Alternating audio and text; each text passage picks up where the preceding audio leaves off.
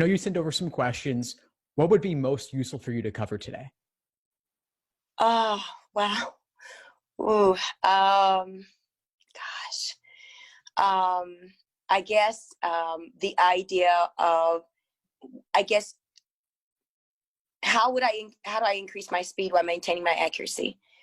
Because it's one thing to, that you're doing in the practice and I guess not to freeze under pressure. And, how sometimes you know what to do, but in the circumstance when you're under testing conditions, it's almost like being in a game and being trained to do something. And then sometimes it happens, sometimes it doesn't. Yeah, things don't always work out.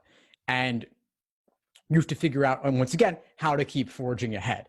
So yes, go ahead. So you said increasing speed while maintaining accuracy. Yes, because with the time constraints is very important. And with the LSAT Flex, there's going to be 3 sections. So it's very important to do well, on our 3, you have 3, that's it. It's not like you have double LR. So it's not going to happen. Right. So each question's worth a little bit more. Yes. And that's exactly what I'm trying to articulate. Yes. Yeah. Yes. So once the test starts, you've got to be ready to dive in. Okay. And keep moving forward. And we'll cover both sides of this, but the speed and the accuracy, they go hand in hand, right? Obviously, if you could slow down, your accuracy could increase. But how could you go fast while maintaining it? Part of that is what I call pattern recognition. Okay. The idea that when you come across a question, you've seen it before. You've seen it in a different disguise before. That's right. That's right. So I would encourage you, slow down for now. Take the time to thoroughly understand the patterns of reasoning so that when you come across it in the future, it's truly nothing new. Because I'm becoming a little bit impatient with myself because I'm like, I've got these list of things to do and of all the things I want to get through in one day. And I'm like, I'm taking the time to try to understand the reason why, the reason behind my mistakes and my successes. So I'm like, okay, if I got this problem right, it's not good enough for me to just get it right. They might be problematic. I don't know. But I want to say, okay, why did I get this right? Okay, what made these answer choices wrong? What made this one correct? I do that on every problem I have, literally every problem. And I'm like, I am going way too slow. So how many problems, what percentage of problems are you doing this for? Are you doing this for every problem you attempt? Yes. Yes. Yes. The only ones I don't do that with are, except for, I would say in hindsight, thinking about it, the logic games, the orientation question, I don't question it. I move. Let's see, with the local questions, I move a bit faster, but sometimes with the must be true, it must be false, could be true, I'm like, but especially as it relates to logical reasoning, that section, I'm like, okay, why is this right? Why is this wrong? Why is this right? Why is this wrong? And I moved like on reading comprehension, like things like main point questions, I'll move. But things like if I have like an inference question or it just, my mind's going blank right now.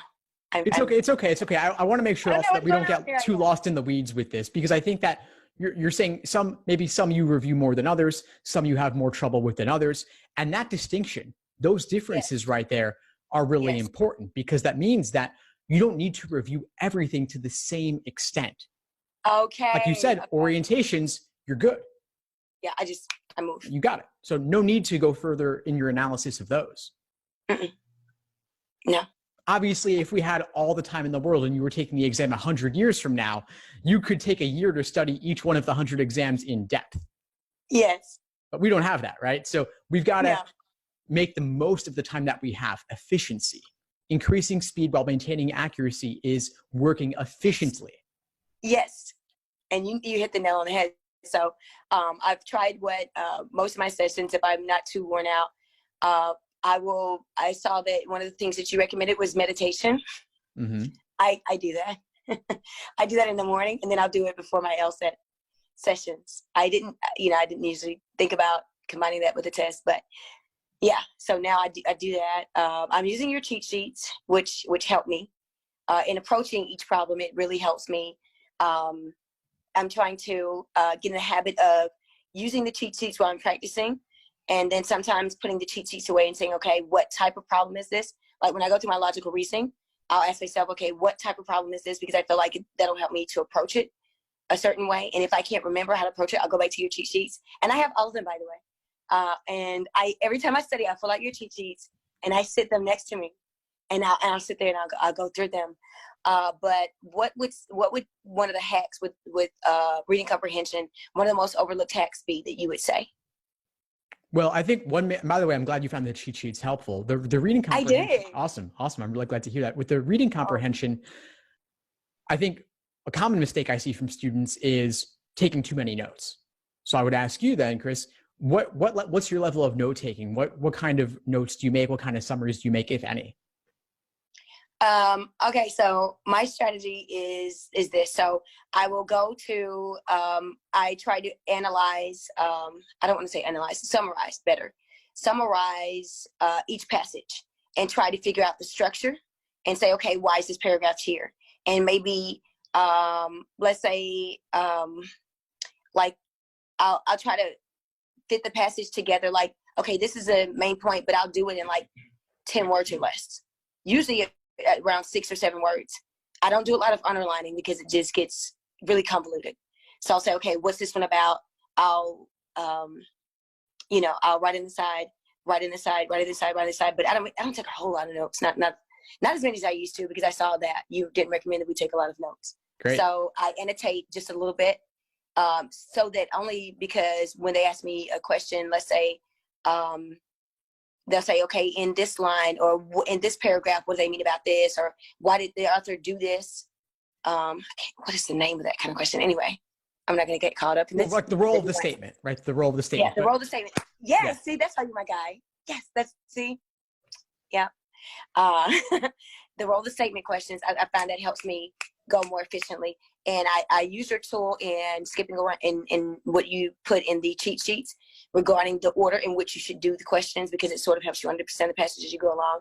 So the cheat sheet really helped me with that, with efficiency and saying, okay, how do I get the most out of the time and the most out of the questions? So that did help.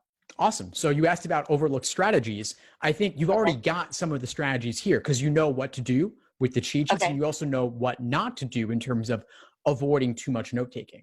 So Chris, I think for you, honestly, what's going to be the game changer for you is changing your review process so that you're able to go into more depth, reviewing fewer questions in more depth, maybe even doing fewer questions as well, so that you can review the ones you actually attempt in more depth. That's right. I try to, I'm very tenacious, and I like to,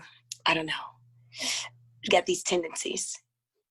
I don't know if it comes from academics, and you like to be one of the top students, and so you believe in trying to do everything to the best of your ability. But in this test taking, it's not a classroom. It's just one shot, and you got a few minutes to keep moving and use a strategy like Hunger Games and get through it. I like that book. That's a weird analogy, but it's that way. So what would be the most overlooked hack with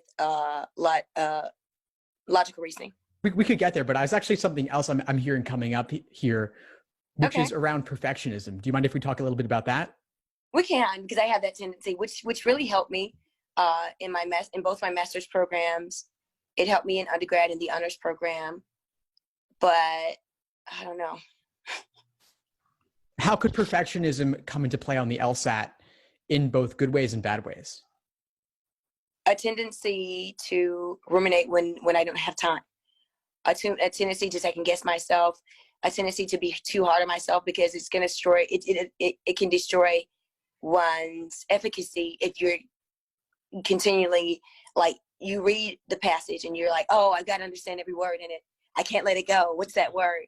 Or you got the answer in a local question and you're like, well, wait a minute, maybe are you doing too many setups? Like one of the things I learned from your cheat sheets is that, you know, with the orientation questions, use that information to build and not feel like I have to do everything. So I think that it can destroy my efficiency. It could. And that's why I brought this up, because I heard elements of that coming out. And of course I've suffered from it as well at times too, which is why I'm so aware of it in others. Sometimes we see in others what we most need to work on ourselves as well. And so okay. I bring this up because I could see it coming into play in your prep. And I want you to challenge yourself a little bit on it by recognizing it and saying, it's okay to get questions wrong. And I know you just joined the course. And so you'll see inside the course all the strategies about what to do and what not to do. And you've gotten a little bit of that in the cheat sheet also. So I want to address this. I think it's the bigger thing. It's the bigger thing that would unlock everything else for you. What if you could go ahead and say, I'm fine getting questions wrong. I love getting questions wrong because I get to review those. The ones I get right, I don't look at those again unless they gave me trouble along the way. Okay. I think that's it's ingenious. Actually, it's an epiphany for me because in school we're not taught to think that way. It's like a win-lose. Either you're good or you're bad, or you know. But you know, if you look at it with a growth mindset, like you said, and say, okay, every time I make a mistake, I'm growing. I mean, you're a teacher, right? What do you tell your students? I tell them the same thing, but I don't take my advice. I don't take my own advice. I fail to take my own advice.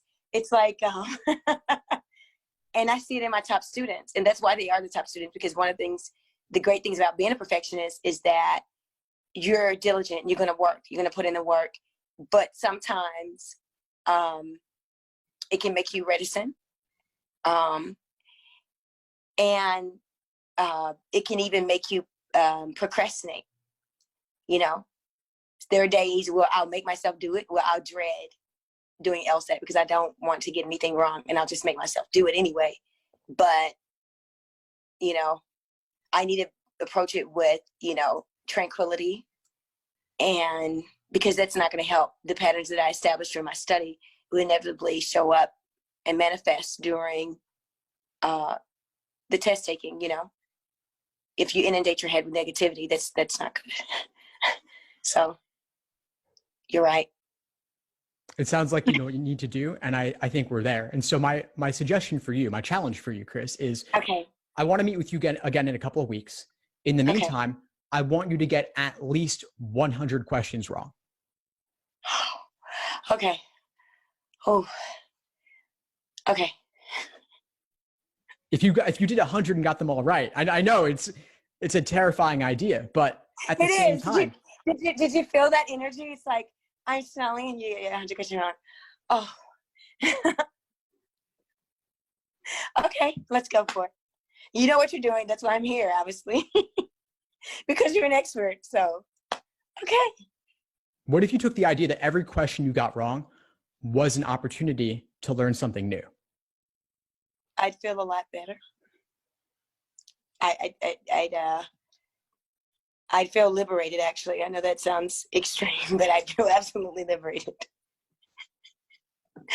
So, yeah, it's feasible. Yeah, it's feasible to grow from this. So, yeah, I'm going to take that mindset. I'm going to switch it and say, you know, that's my thought process now. Love it. Thank you. Of course, Chris. We'll meet again in a couple of weeks, and I'll see you in class very soon. Okay, see you in class. Bye. Thank you. Thanks for tuning into the show. Please subscribe if you haven't done so already to be notified of new episodes as I release them. And feel free to reach out if you need anything at all as you move forward with your prep. I'm happy to help however I can. In the meantime, I'll wish you all the best and take care.